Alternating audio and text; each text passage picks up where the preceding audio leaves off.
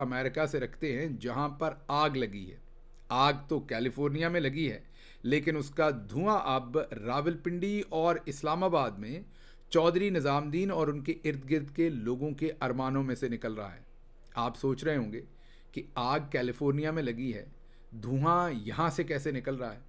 तमाम बात आपको सुनाते हैं और आपको समझ आएगी कि चौधरी साहब के जब दिन बुरे चल रहे हैं तो सब कुछ ही बुरा हो रहा है। आपको याद होगा कि सदर ट्रंप के जो स्पेशल एनवॉय हैं रिचर्ड ग्रैनल, उन्होंने एक ट्वीट किया था, फ्री इमरान खान। वजह क्या बनी थी? वजह बना था क्योंकि जब सदर ट्रंप अपना इलेक्शन लड़ रहे थे तो उन्हें जो स्विंग स्टेट्स थी वो तमाम की तमाम जीतनी थी। अगर वो ना जीतते तो वो सदर ना बन सकते। 7 स्विंग स्टेट्स हैं, उनमें मिशिगन की जो स्टेट है वो बहुत ही अहम है।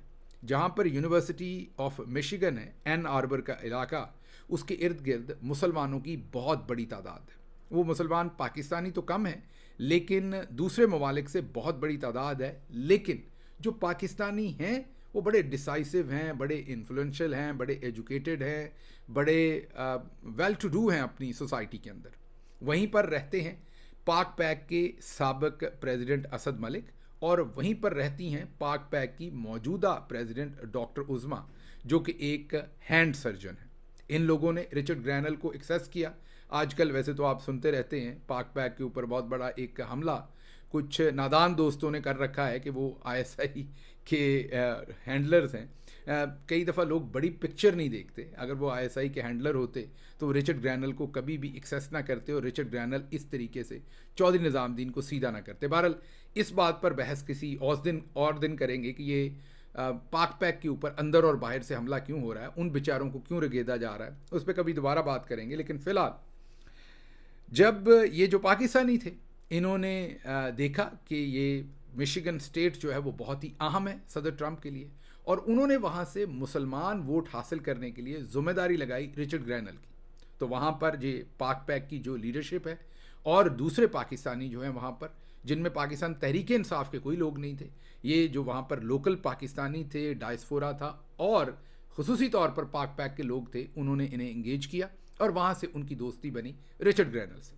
रिचर्ड ग्रैनल ने प्रेसिडेंट ट्रंप को वो बहुत ही मुश्किल स्टेट जो मिशिगन स्टेट थी वो डिलीवर की, क्योंकि वहाँ मुसलमानों ने एकजुट होकर तमाम वोट जो हैं या मेजॉरिटी वोट जो है वो सदर ट्रंप के पीछे डाले, और जिससे सदर ट्रंप जीते और जो रिचर्ड ग्रैनल ने अपने जिम्मेदारी ली थी उसको कर निभाया। रिचर्ड ग्रैनल पहले भी सदर ट्रंप के बहुत अहम साथी थे। इसके बाद वो जाहिर है उनकी अहमियत और भी ज़्यादा अहम हो गई, क्योंकि इस सारे प्रोसेस के अंदर जो पाकिस्तानी डायस्पोरा था उन्होंने रिचर्ड ग्रैनल को पूरी तरह से अवेयर किया था कि पाकिस्तान के अंदर क्या हो रहा है और इमरान खान के साथ क्या हो रहा है। तो उन्होंने इसी प्रोसेस के अंदर एक ट्वीट किया था, फ्री इमरान खान। जियो टीवी को पता नहीं क्या सूझी कि उन्होंने एक होमोफोबिक किस्म का, जिसे वेस्टर्न वर्ल्ड में बहुत ही गलीज हरकत माना जाएगा, वो हमला रिचर्ड ग्रैनल पे कर दिया। जाहिर है जब हम उसकी तहकीक करते हैं और जियो टीवी के अंदर से लोग बताते हैं कि सब कुछ चौधरी साहब के कहने पर किया था। चौधरी साहब ने खुद, बड़े चौधरी साहब ने नहीं कहा, छोटे जो चौधरी हैं उन्होंने कहा, उनके कहने पर यह हमला हुआ। उसके बाद रिचर्ड ग्रैनल सीधे हो गए। जब वो सीधे हुए तो इनको समझ नहीं आई कि वो कौन है, कितने अहम हैं, ये भी उनको सीधे हो गए, और इन्होंने भी अपने तमाम टाउट सहाफ़ी उनके ऊपर उतार दिए। टाउट सहाफ़ी उन्होंने एक के बाद दूसरा गलीज हमला किया, यहाँ तक कि रिचर्ड ग्रैनल को करप्ट कह दिया, पैसे लेने वाला कह दिया, कहा पैसे लेके ये काम करता है, ये करता है, वो करता है, हर तरह के इल्ज़ामात उसके ऊपर लगाए। उसकी कैरेक्टर असैसिनेशन भी की, उसे करप्ट भी कहा, सब कुछ कहा। रिचर्ड ग्रैनल जो है वो भी डटकर तमाम मुकाबला करते रहे और ट्वीट पर ट्वीट उन्होंने दागा।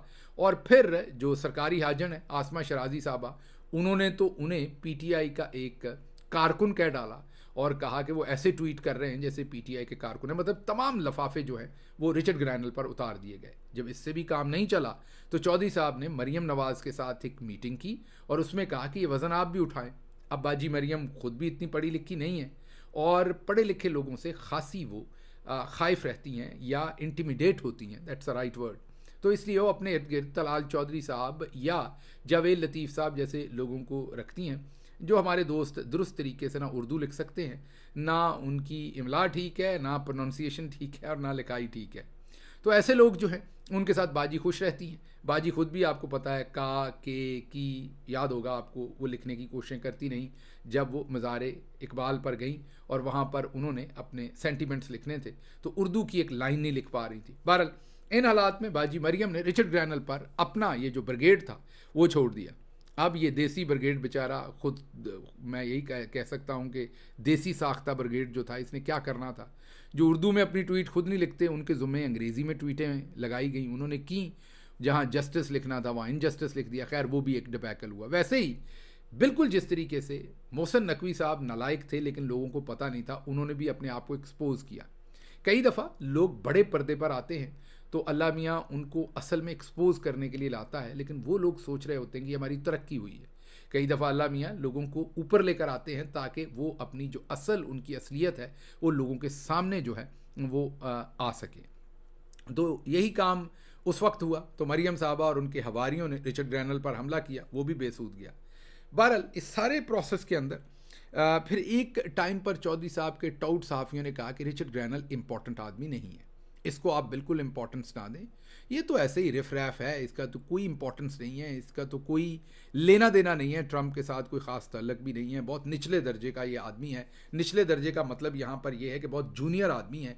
ये इन्होंने कह के रिचर्ड ग्रैनल को फर्दर डिस्क्रेडिट करने की कोशिश की। उसके बाद अमेरिका के अंदर रिचर्ड ग्रैनल नहीं बल्कि दूसरे जो ट्रंप के कैबिनेट मेंबर्स हैं उनकी आपस में H1B वीज़ा, जो यहाँ पर हाईली स्किल्ड वीज़ा है, उसके ऊपर बहुत ही खूनख्वार बहस शुरू हो गई।